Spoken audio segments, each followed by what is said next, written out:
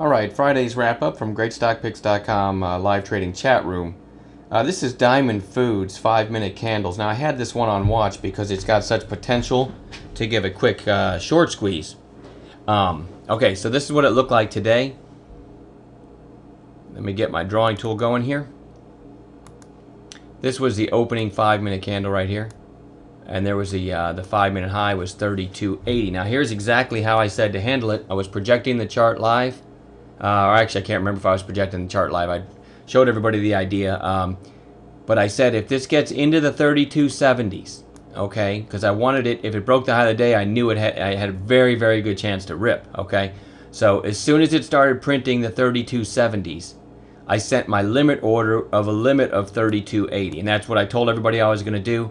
And so it started printing the 3270s, sent my order, and got filled at 3277. So that's the price on the results page. And I said that because if you wait till it breaks the high of the day, as much as this thing has the potential to rip, you probably won't get filled. And if you have a market order, you're not going to be happy with your fill. And watch what happens on the very next candle. Boom. $1 in about 3 minutes. And whenever this happens, I'm a seller. Got it at 32.77 and literally looking, switching around my order to the sell button. Can't remember where I got filled on the first sell, but it was up almost $1 in just that quick. It was almost click. So that was pretty fun. And actually, it held the entry price the rest of the day. Although I was a seller into that, so I didn't have it anymore. But this is a reason why you keep a stock like Diamond Foods on watch. Now look at the daily. You'd never know that gave us $1 in 5 minutes. The candle's almost uneventful. But again, all day, every day next week, I'd keep this one on watch. You've got catalysts here.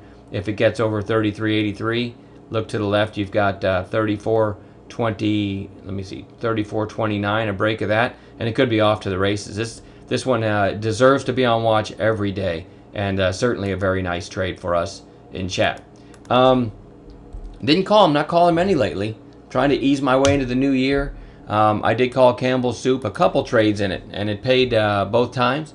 Campbell's Soup before today, I'll take today's candle out of it, was down 3 days in a row, so it was on bounce watch. And then if you look at the open this morning, now remember that daily, it's down 3 days in a row already, and then opens and they start selling again. To me, these are late shorts coming in. I called it over this candle's high as a long, 31.51 with a stop, 31.43. So 8 cents risk. And over the next half hour, it gets up to 31.73. That's not a big deal, 22-cent move in our favor, but that's putting money in your pocket any way you slice it.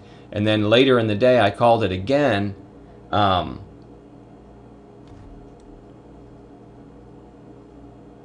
Somewhere in here at 31.31, and no big deal. It gave like 15 cents, but it did pay again.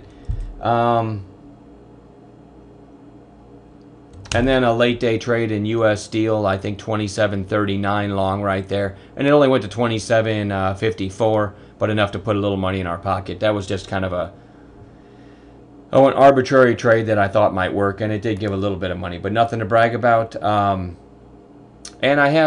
we've initiated another swing trade, but I think I'm going to make a separate video for that, so I'm not going to go into that here. So that was the day's trades. And I'm going to go ahead and make another video on the swing trade that we started today. All right, have a great weekend, and we'll talk to you guys Monday.